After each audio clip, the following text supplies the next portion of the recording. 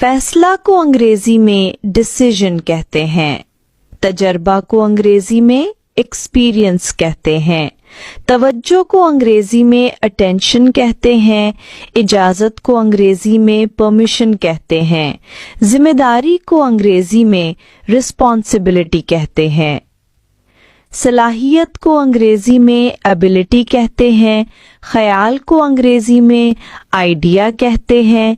मसला को अंग्रेजी में प्रॉब्लम कहते हैं। हल को अंग्रेजी में सॉल्यूशन कहते हैं।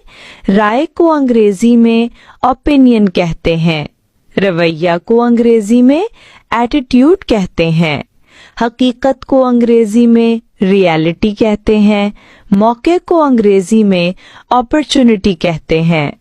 इरादे को अंग्रेजी में इंटेंशन कहते हैं।